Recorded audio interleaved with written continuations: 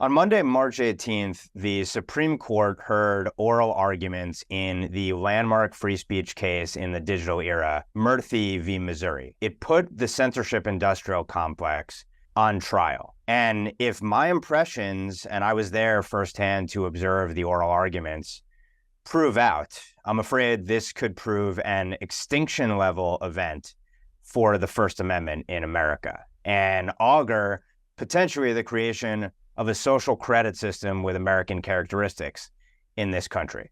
So what was the case of Murthy v. Missouri about? Well, Murthy v. Missouri showed that a raft of federal agencies and the Biden White House colluded with, cajoled, and coerced social media companies and also used so-called putatively private sector nonprofits, academic organizations, et cetera, as cutouts to also coerce, cajole, and collude with social media companies to mass surveil our speech for wrongthink and then suppress it. And that goes for everything from the New York Post's Hunter Biden laptop story to all manner of skepticism or dissenting views on mass mail-in balloting, election processes, and outcomes, to virtually everything debated around COVID-19, from its origins to lockdowns to the efficacy of vaccines. And what the plaintiffs in Murthy v. Missouri showed, the plaintiffs including eminent physicians, a conservative website, as well as a health freedom advocate, they showed in discovery that there was this massive censorship regime that the federal government led, where, again, they pressured the social media companies to censor viewpoints they did not like on these often purely political and clearly subjective and hotly debated issues. The government's perspective was that it has an inalienable right to free speech, and it defined its free speech as pressing the social media companies to censor us on a whole raft of issues, and that if the plaintiffs were to prevail here, it would do the government irreparable harm. So think about how perverse that perspective is. The scariest thing is that the Supreme Court, and maybe a majority of the Supreme Court, seem to buy that argument. Infamously now, Justice Ketanji Brown Jackson lamented the fact that the plaintiff's case could hamstring the federal government, as if the federal government has First Amendment free speech rights. The way the feds framed their argument was that there is a line between mere persuasion versus coercion, and they wanted to make that what this entire case hinges on. And they basically say that coercion entails not only badgering, pestering platforms to change their terms of service, flagging social media company hosts for censorship, asking them if they're taking down the flagged content on the likes of RFK Jr. or something like the New York Post Hunter Biden laptop story.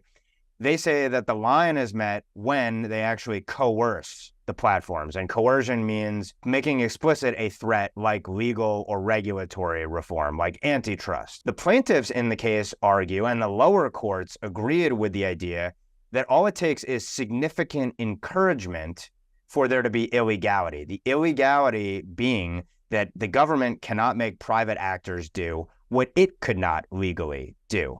And the lower court said that significant encouragement includes things like promoting action or seeking to induce action or encourage action, that that's a sufficient bar. And you would hope that the Supreme Court would take that with more than a grain of salt, because this is our free speech rights at the end of the day. But unfortunately, many of the justices, and not just the left-leaning justices, seem to side with the government's view that they have carte blanche to censor you and that you have to find a smoking gun. So justices, and not just the liberal justices, but also arguably three swing justices, including Chief Justice Roberts, Justices Kavanaugh, and Barrett, all showed skepticism of the plaintiff's perspective in the case and seem to show great deference to the government's position. So, for example, they question the idea that it's inherently threatening or menacing when the government comes to you with an ask, even though, of course, the government does so with the full force and power of the strongest state in the history of mankind. Chief Justice Roberts said, well, maybe one agency says one thing and has one position and another has another. So isn't that coercive ability diluted then? That was actually an argument that he put forth.